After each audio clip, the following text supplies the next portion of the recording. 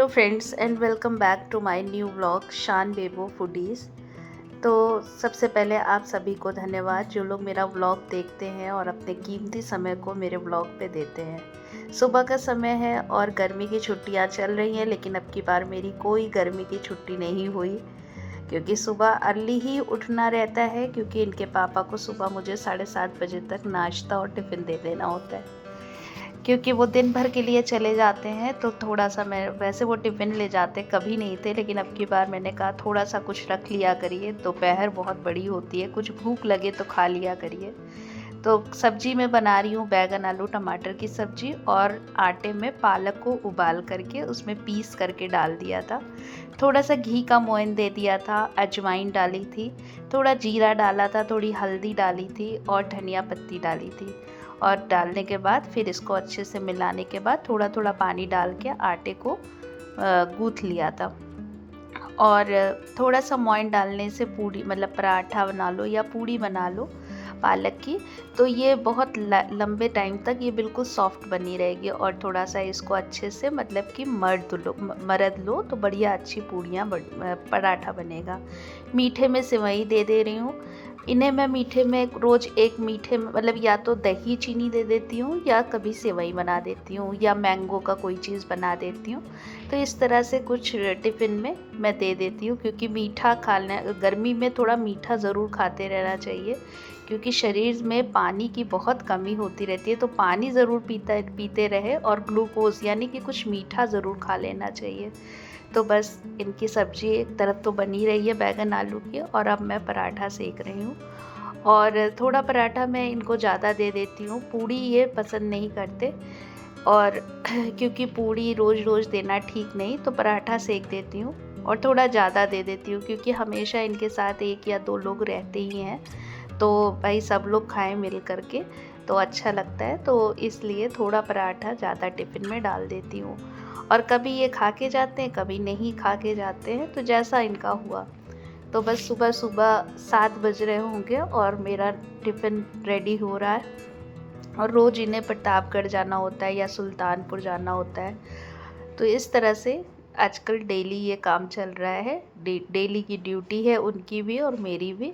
लेकिन हाँ, थोड़ा खाना दे देने से बड़ा सुकून रहता है कि एटलीस्ट इंसान बाहर की चीज़ें तो नहीं खा रहा है ज़्यादा, वरना वो भूख जो लगती है ना, फिर समझ में नहीं आता क्या खाएं, और दिन बहुत लंबा है।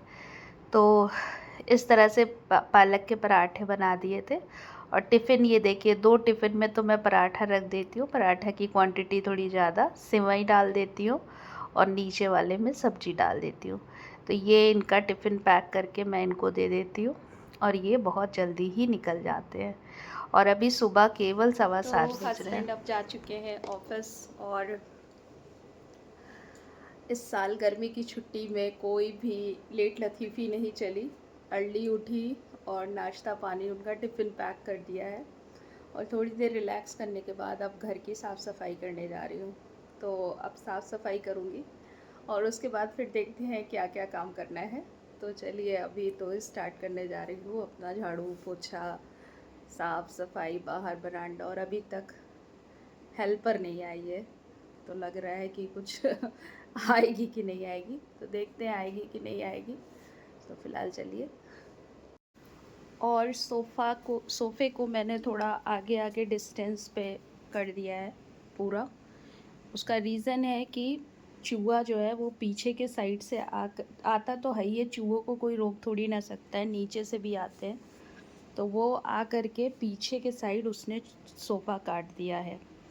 और मुझे इतना दुख होता है, क्योंकि इतने महंगे महंगे सोफ़े आदमी लेता है, लेकिन चूहों का कोई निदान नहीं है। मतलब परेशान हो गए हैं, बहुत ज़्यादा चूहे हैं।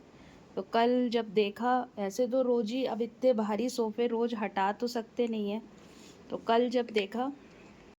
कल जब पूरा सोफ़ा एक बार हटाया तो देखा कि वो उसके पावे के पास उसने सब जगह थोड़ा थोड़ा दांत लगा दिया है और थोड़ा थोड़ा काट भी दिया है। बड़ा दुख हुआ। सोफ़े को तुरंत सारी दवा डाली, सारे कपड़ों पे सोफ़े के दवा डाली, लेकिन इन सब से कोई असर नहीं पड़ता है। बहुत मुश्किल है चूहों को रोकना, कहीं से भी आ जाते हैं। तो वो सब दवा डाल करके सोफ़े को और आगे किया। और अब यही है कि मेहनत और थोड़ी बढ़ गई। अब डेली, मतलब डेली क्या, हर 2 दिन पे सोफ़े को आगे कर कर के देखना पड़ेगा, क्योंकि कोई भी चीज़ आदमी बहुत मेहनत से लेता है, बहुत शौक़ से लेता है। और इस तरह से परेशानी, मतलब मेरा पिछला वाला जो सोफ़ा था उसको भी चूहों ने ही काटा था बाद में। तो फ़िलहाल ये कल सोफ़ों को थोड़ा आगे आगे किया था, और क्या करें। और ये एक बास्केट है, इसमें सारे वैसे कपड़े रहते हैं जो मतलब पुराने हो जाते हैं, तो उनकी मैं पीसेस काट काट के इसमें रख देती हूँ ये। और ये सब डस्टिंग वस्टिंग करने में काम आते हैं। तो यहाँ पर मैं अपना ये इसको रख देती हूँ। तो थोड़ा सा इसको ड्राइंग रूम से यहाँ ले आई, क्योंकि ड्राइंग रूम में सोफ़े जब आगे आ गए तो थोड़ी जगह कम हो गई, तो इसको मैंने यहाँ पे सेट किया है।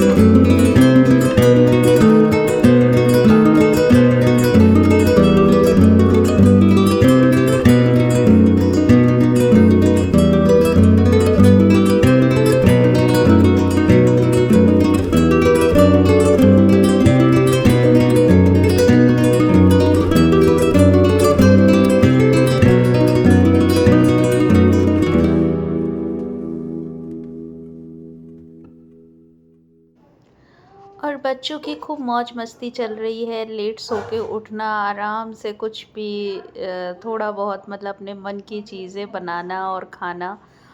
और बच्चे लोग अपना काम कर ही रहे थे, अभी मेरा झाड़ू पोछा चल ही रहा था कि ये मेरा मम्मी के कमरे में बाथरूम में पूरा दरवाज़ा मेरा अंदर से दीमक ने खा लिया था।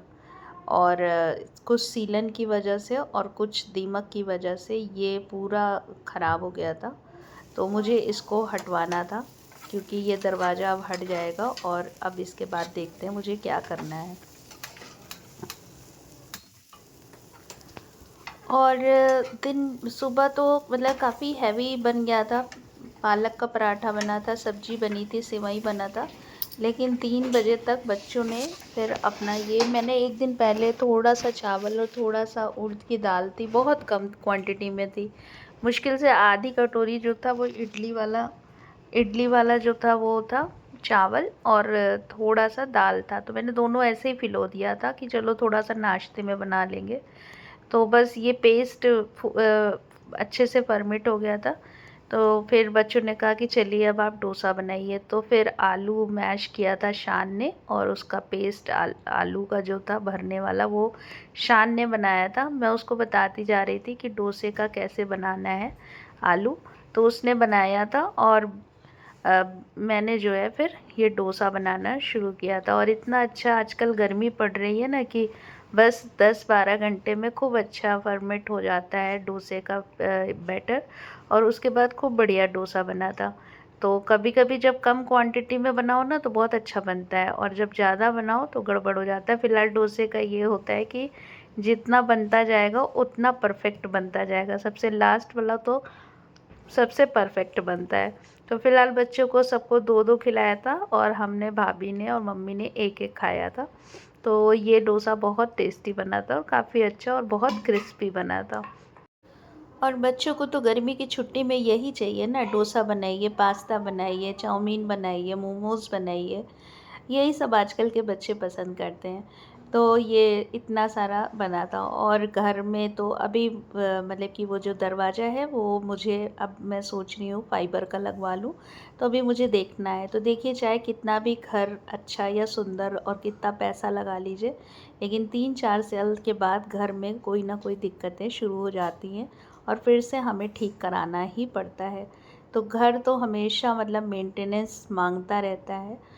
मैं तो इतना साफ़ सफाई मतलब कोने-कोने रखती रहती हूँ, लेकिन फिर भी देखिए कहीं न कहीं प्रॉब्लम हो ही जाती है, क्योंकि जिस जगह पे हम लोग रहते हैं वहाँ सीलन की प्रॉब्लम बहुत बड़ी है। हर घर में चाहे कितना भी मतलब दवा डलवा लो या जितना भी कुछ करवा लो, सीलन हर जगह है, हर जगह, और उसी से दीमक आ जाता है।